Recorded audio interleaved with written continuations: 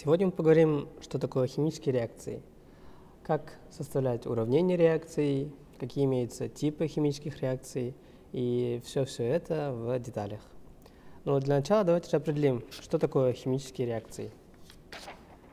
Химические реакции – это превращение одного или нескольких исходных веществ в другие вещества, при котором ядра атомов не меняются, при этом происходит перераспределение электронов и ядер, и образуются новые химические вещества. То есть это означает, что мы имеем реагент 1, допустим, реагент 2, и в итоге получаем определенный продукт. То есть в этом случае исходными веществами у нас являются реагенты, их может быть один, либо несколько, и в итоге мы получаем продукт, в которых тоже новые химические вещества, которых тоже может быть один или несколько. В химической реакции новые вещества образуются путем перегруппировки атомов. То есть если мы изначально имеем такую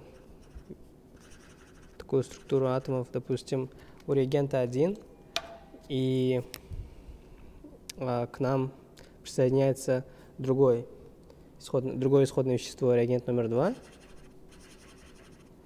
то в итоге наш продукт будет иметь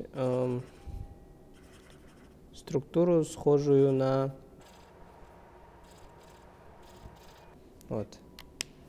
что-то вот такое. Так как ни один атом не уничтожается или не создается. И как вы видите, если у нас изначально было атомов 6 и 2, допустим, то в продукте мы имеем 8 атомов. Но это очень простой и базовый визуальная картина того, как происходят химические реакции. Также важно заметить, что при химических реакциях энергия может поглощаться или выделяться самой реакцией.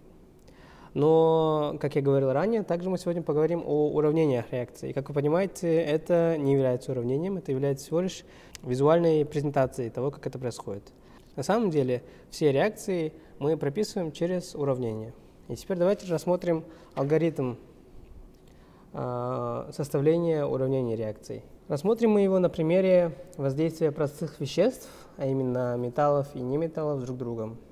Пусть это будет фосфор и кислород, то есть реакция горения. Так, первый шаг.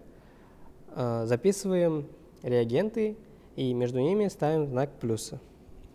То есть это у нас будет фосфор плюс кислород. Далее ставим стрелку и пишем получившийся продукт. В этом случае у нас будет это такое вот вещество, оксид фосфора. И схемы видно, что слева у нас 2 кислорода, а справа 5. Точно так же мы видим, что слева у нас 1 фосфор, а в продукте мы имеем 2.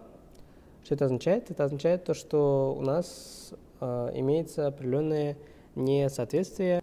Мы должны уравнять число этих атомов. Чтобы уравнять их число, находим наименьшее и общее кратное. Для 2 и 5 это будет число 10. Делим наименьшее общее кратное на число атомов в формулах. Это означает, что мы делим на 2 или на 5. Делим на 2, получаем 5. Делим на 5, получаем 2. И это будут коэффициенты, которые ставятся, соответственно, перед кислородом и оксидом фосфора. То есть это означает, что мы ставим 5 перед кислородом и 2 перед оксидом, так как мы сейчас рассматривали именно наименьшее общее кратное от чисел 2 и 5, соответствующее кислороду в оксиде фосфора. Так, и вот мы ставим сюда 5, сюда 2. Теперь мы видим, что количество фосфора в продукте у нас 4, а изначально с левой стороны 1. Это означает, что мы просто ставим 4 перед фосфором.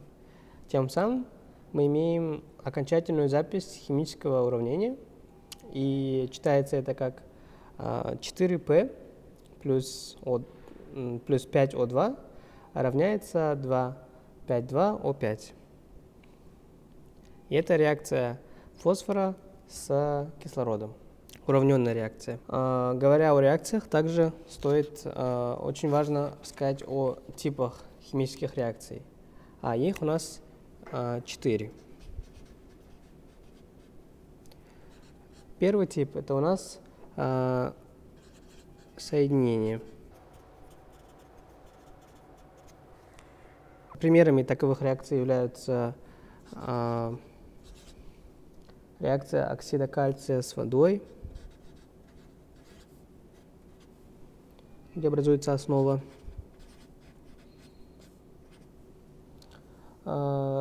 либо же реакция натрия с хлором, где мы имеем образование соли. Реакция между двумя простыми веществами или между несколькими сложными. При этом образуется одно сложное или более сложное вещество. Это и есть определение соединительных реакций. То есть мы изначально видим несколько простых или сложных веществ, и в продукте мы имеем только одно вещество. Второй тип реакции – это у нас разложение.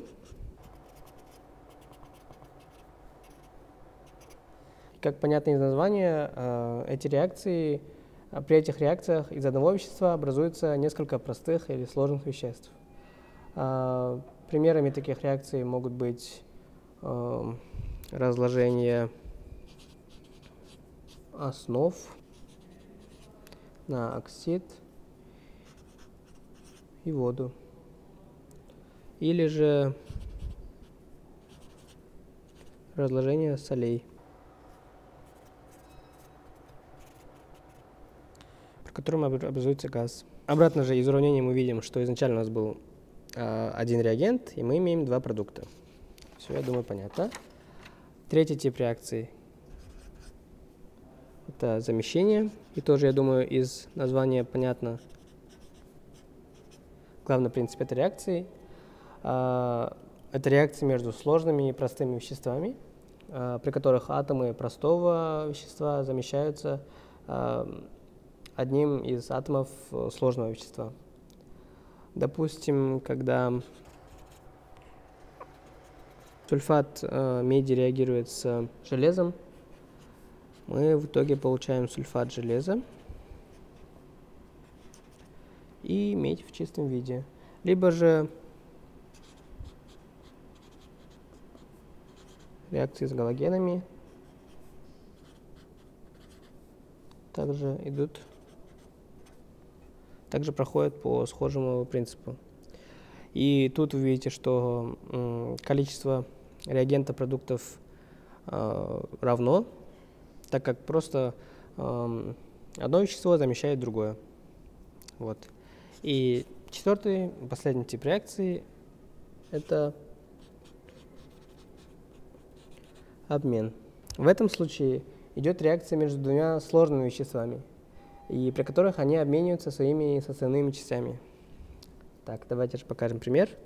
Первый пример – это у нас нитрат серебра, реакция нитрата серебра с бромидом калия, где образуется бромид серебра, и нитрат калия.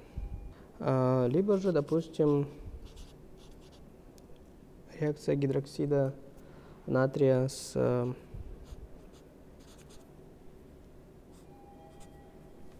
кислотой, где образуется натрий хлор и вода. Так, и вот тут важно заметить, да, различие между двумя типами реакций. В первом случае мы имеем сложное вещество и простое, где у нас образуется другое новое сложное вещество и простое вещество.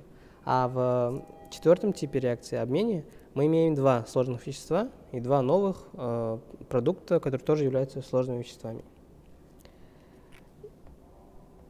И на этом все о химических реакциях. Сегодня мы поговорили о том, что такое химические реакции, и поговорили о их типах. Надеюсь, это все было полезно.